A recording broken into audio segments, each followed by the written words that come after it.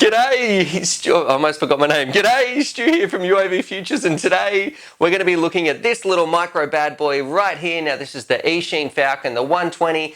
This is a tiny little quad that spins it's got some brushless motors and spins some tiny little 3-inch quads. Now ever since I reviewed the Eachine Wizard, I've been getting a ton of I guess requests of people saying, Stuart, can you please look at the Eachine FALCON? So what we're going to be doing in this video, this is our first look. We're going to be sticking this little bad boy on the bench and giving a bit of a breakdown, and we'll look at the motors, the ESCs, the flight controller, and how it all goes together. Talk about some of the things that I like, some of the things I don't like, or you could possibly improve on. And then in part 2 of the video, we'll take it out, we'll put a few batteries through it, we'll give it to Grumpy Trev I should say, and get his impressions on it as well. Anyway, enough rambling from me, let's stick it on the bench and get started. Alrighty, so here's this tiny little strange beast on the bench right here.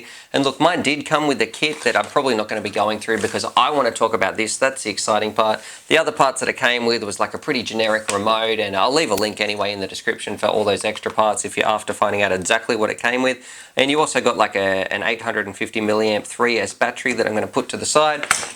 And also a little charger, but this video is going to be all about how's the actual quad itself, because I think that's the part that most people are interested about. Alrighty, so straight off the bat, you can see, and look, I think there's no getting around it. Look at this up here. You've got this camera up here, which is a pretty substandard camera as it is. You've got this camera right here that I think any hard crash that you have, this thing is going to get totally ripped out, and I can see myself kissing that goodbye. I think that's going to be totally gone. So that's definitely the number one, like this thing's number one biggest flaw.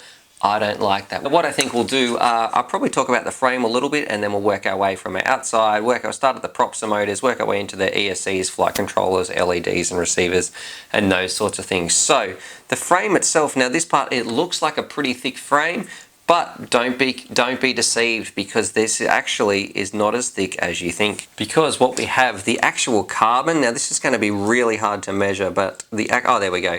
The actual carbon is about 2 millimeters thick, and then if maybe you can see this, maybe you can't. Actually, maybe I'll be able to peel some away.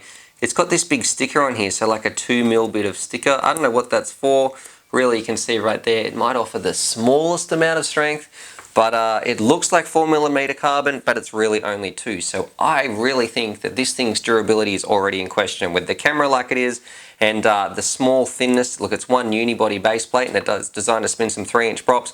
But I really think, even though it's super light, you're still going to have some durability issues. Those two parts out of the way that I really don't like. Let's get to some things that I think that the Falcon 120 has got right. Now you get some tiny little 3-inch props, which I seem to have misplaced, which is pretty crazy. But you do only get one set of the props.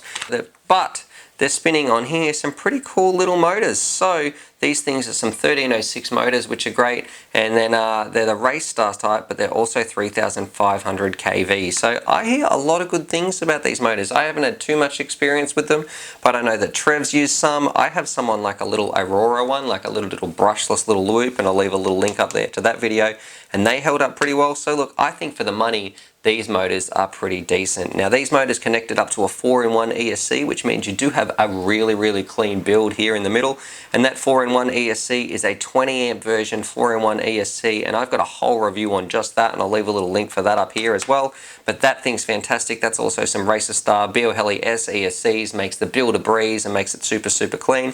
Above that, we've got just our standard SP F3 flight controller, and I'm happy to say that thing is running Betaflight, which is fantastic, because in my opinion that makes the biggest difference in a quad's flight characteristics. So it's great that it comes with Betaflight straight out of the box.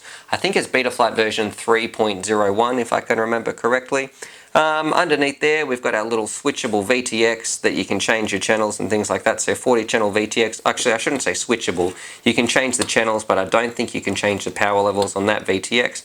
And then on the back, one of the things I do like, you've got this LED here, and I believe this is a changeable LED. So if you hook this up in Betaflight, you can actually change what color you want this LED to be. And then on the top, I'm kind of a fan of this. Either have a whip antenna, because I like whip antennas, or if you do want to have a tiny little circular polarized one right here, you do get this little antenna right here. So that's going to screw down, and maybe, just maybe, that might offer you some camera protection. Really, what I would love is the 3D printed pod that sort of encased all of this and made it a lot tougher.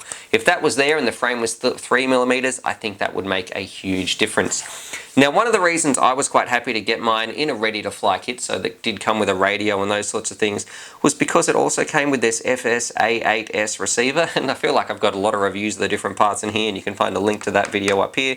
But that FS-A8 receiver, that's great because that means it combines straight up to my Turnigy Evolution. So I combine that up to this radio, this is the radio that I use all the time, and I'm going to be very happy. So I'll be able to do a nice comparison with this quad and compare it to some other quads and how it feels, and I'm not going to be worried about is it the radio that's making it feel a little bit different. Flipping it underneath, you can see you've got a little Velcro battery strap. I'm not a fan of these type. I feel like I can never get them tight enough. I do think the battery is going to slide around a lot on here, and of course you've got your XT60 connector right there, so it should be matching up to most of your batteries because that's a pretty common mount right there.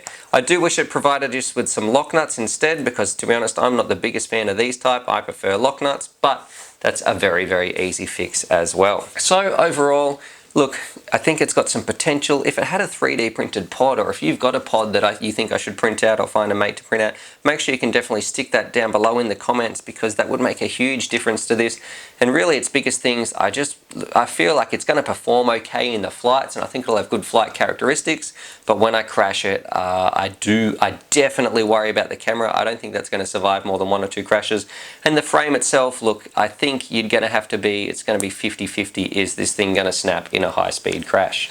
Alrighty, so there it is. There's my first look at the Eachine FALCON, and I think after putting it on the bench, look, there's some things that I do like, and I do like how it's rocking Betaflight. I do like the LEDs and the ESCs in here, and the motors are pretty good as well, but there's also some big changes that I would want to make in future revisions. Like, I am a little worried about the frames, I guess, durability and crashes. I really hate the camera up the top, so that's probably one thing that I definitely want to change. And I'm definitely going to be sticking it onto my Turnigy Evolution because it is using the FS-A8S receiver, and I've got a video for that, and I'll leave a link up there. And that's a really good receiver, and that's going to work much better than the radio that it came with. It's going to work really well with my Turnigy Evolution. So stay tuned for part 2 because what we'll be doing will be, I'm going to be sort of making those changes, taking it out, putting a few packs through it, ripping around, and also getting Grumpy Trev to try it out as well because he's been kind of interested and he's wanting to see how these go as well, so it'll be great to get his thoughts. Anyway, hopefully you guys enjoyed that. Subscribe for more FPV related content, and as always, happy flying! Alrighty, so hopefully you guys enjoyed that video. Definitely subscribe if you're new to the channel and check out these videos, and I'm also going to leave a little link here to my Patreon page because I've got some fantastic Patreon supporters and I like to give back to them as well. So if you want to join the UAVfutures family, there's things like bonus Velcro straps, little bundles of FPV goodies and things like that that also get sent out. Anyway, happy flying!